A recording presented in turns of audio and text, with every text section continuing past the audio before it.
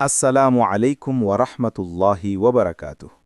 প্রিয় ভাই ও বোনেরা, রমজান শুধু একটি মাস নয়, রমজান হল আল্লাহর পক্ষ থেকে নাজিল হওয়া রহমত, মাগফিরাত ও নাজাতের এক অনন্য উপহার।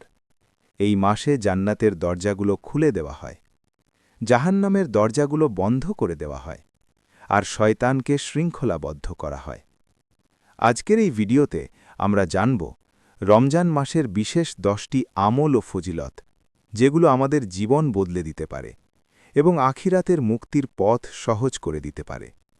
ভিডিওটি শেষ পর্যন্ত শুনুন, ইনশাআল্লাহ এই রমজান হবে আপনার জীবনের সেরা রমজান। ১. রোজা রাখা। রমজান মাসের সবচেয়ে গুরুত্বপূর্ণ ইবাদত হল রোজা রাখা। আল্লাহ তাআলা কুরআনে বলেন, হে ঈমানদারগণ, তোমাদের ওপর রোজা ফরজ করা হয়েছে, যাতে তোমরা তাকওয়া অর্জন করতে পারো। রাসূলুল্লাহ সাল্লাল্লাহু আলাইহি ওয়াসাল্লাম বলেন, রোজা আমার জন্য, আর এর প্রতিদান আমি নিজেই দেব। রোজা শুধু খাওয়া দাওয়া থেকে বিরত থাকার নাম নয়, রোজা হল চোখকে হারাম থেকে বাঁচানো, জিহ্বাকে মিথ্যা থেকে রক্ষা করা, আর অন্তরকে গুনাহ থেকে পবিত্র করা। ২. 5 ওয়াক্ত নামাজ। প্রিয় ভাই ও বোনেরা, নামাজ হল দ্বীনের খুঁটি। অনেকে রোজা রাখেন, কিন্তু নামাজে অবহেলা করেন। মনে রাখবেন, নামাজ ছাড়া রোজা পূর্ণতা পায় না। রমজান মাসে প্রতিটি ফরজ নামাজের সওয়াব অন্য সময়ের তুলনায় বহু গুণ বেশি। এই মাসে নামাজকে জীবনের প্রধান অংশ বানিয়ে নিন। ৩. তারাবির নামাজ। তারাবির নামাজ হল রমজানের বিশেষ উপহার। রাসূলুল্লাহ সাল্লাল্লাহু আলাইহি ওয়াসাল্লাম বলেন, যে ব্যক্তি ঈমান ও সওয়াবের আশায় তারাবি আদায় করে, তার পূর্বের সব গুনাহ ক্ষমা করে দেওয়া হয়। তারাবির প্রতিটি রাকাতে আমাদের অন্তর আল্লাহর নূরে ভরে যায়, আর কুরআনের সাথে আমাদের সম্পর্ক আরও গভীর হয়। ৪. কুরআন তিলাওয়াত। রমজান হল কুরআন নাজিলের মাস। এই মাসে চেষ্টা করুন প্রতিদিন কুরআন তিলাওয়াত করার। একটি হরফে 10টি নেকি, আর রমজানে এই নেকি আরও বহু গুণে বৃদ্ধি পায়। পুরো কুরআন খতম করতে না পারলেও নিয়মিত তিলাওয়াত কখনো ছেড়ে দেবেন না। ৫. দোয়া করা। রমজান হল দোয়া কবুলের সুবর্ণ সময়। রাসূল সাল্লাল্লাহু আলাইহি ওয়াসাল্লাম বলেছেন, রোজাদারের দোয়া ইফতারের আগে ফিরিয়ে দেওয়া হয় না। ইফতারের আগের কয়েকটি মুহূর্ত, এই সময়গুলো দোয়ায় কাটান, নিজের জন্য, পরিবারের জন্য এবং সমগ্র মুসলিম উম্মার জন্য দোয়া করুন। ৬. জিকির ও ইস্তেগফার।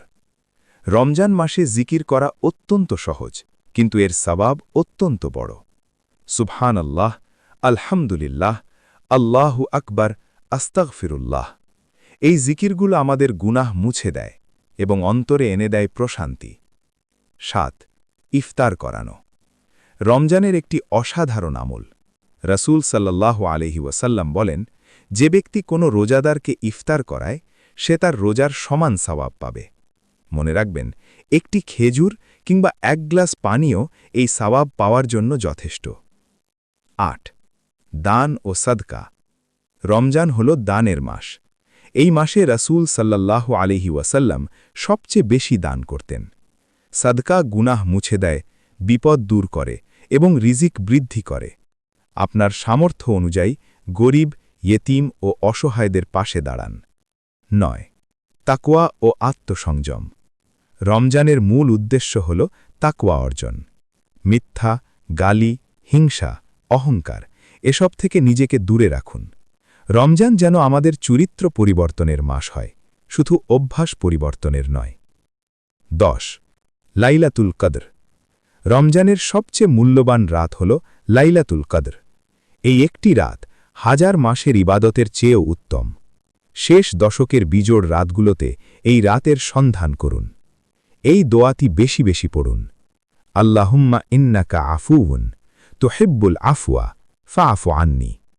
প্রিয় ভাই ও বোনেরা, রমজান বারবার আসে না। হয়তো এই রমজানই আমাদের জীবনের শেষ রমজান। তাই আসুন এই মাসটিকে আল্লাহর দিকে ফিরে আসার একটা নতুন সুযোগ হিসেবে গ্রহণ করি। ভিডিওটি ভালো লাগলে লাইক দিন, চ্যানেলটি সাবস্ক্রাইব করুন এবং বেল আইকনে ক্লিক করতে ভুলবেন না। আল্লাহ তাআলা আমাদের সবাইকে রমজানের পূর্ণ ফজিলত অর্জনের তৌফিক দান করুন। আমিন।